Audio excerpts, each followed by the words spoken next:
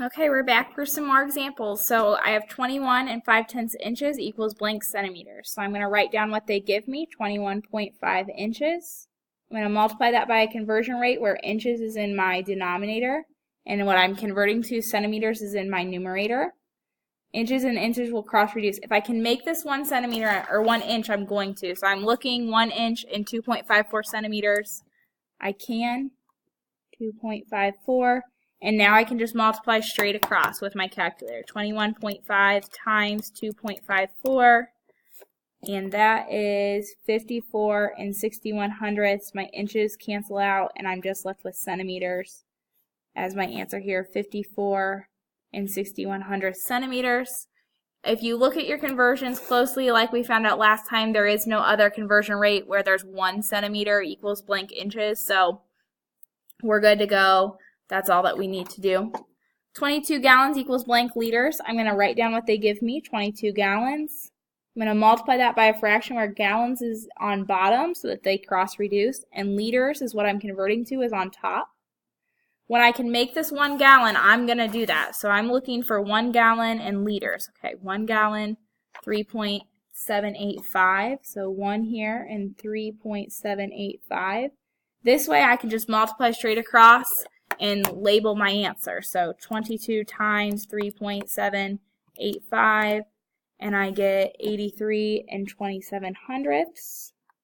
When I go to label, gallons cross reduce and they cancel each other out, and I'm just left with liters. I'm going to put that in my blank, 83.27 as liters there.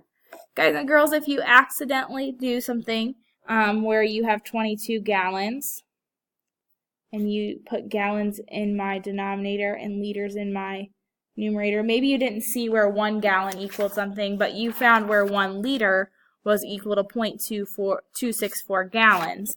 That's fine. You're going to get an answer that's close to ours. So I'm going to just show you 0.264. I'm just going to show you that it's okay.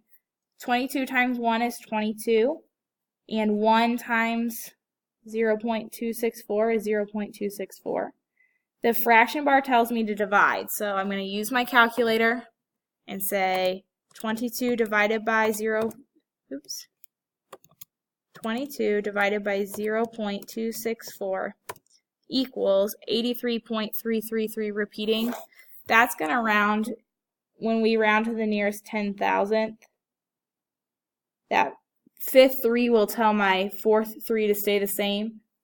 So I get 83.3333 to the nearest 10,000th. So again, you're going to see me when I have to take it to the nearest 10,000th, which is that 4th decimal point.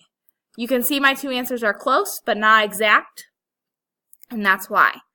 At this time, you might want to pause it and try this next one because it's gallons and liters, but if not, you can follow along with me here. 5.02 gallons times blank. I'm going to multiply by a conversion factor where gallons is on bottom, liters is on top, and I'm using the conversion factor where 1 gallon equals 3.785 liters, just like we did up here. And when I do my multiplication, 5.02 times 3.785, we get 19.0007. That's already to the nearest 10,000th place. So I'm in good shape with, I don't have to round. So 19.0007. Or again, if you didn't see the correct conversion factor and you did it the other way, this isn't the way that I would recommend. I think dividing gets harder and a little bit stickier, but if you accidentally do it this way, it can still work. 1 liter is equal to 0.264 gallons, and I have to do 5 200ths divided by 264 thousandths. So I'm going to do that on my calculator. 5.02 divided by 0.264, and I get 19.0151552. So when I think about rounding to the nearest 10,000th place, I'm looking at this 1, and the 1 looks at the 5. The 5 tells this 1 to round up to a 2. So I'm going to have 19 0.0152 with my label of liters. So I'm just going to put an L for liters. And I'm going to put that answer over here as an alternate answer. You do not need both answers. You never ever need both answers. I'm never going to ask you to come up with both answers. I just want you to see that it's possible to get two answers and they're close but not exact. So if you and a partner get answers that are this close but not exact, just know that you're probably both right. You just need to look at your work and see that you did things maybe a little differently in your math, whether you multiplied or divided.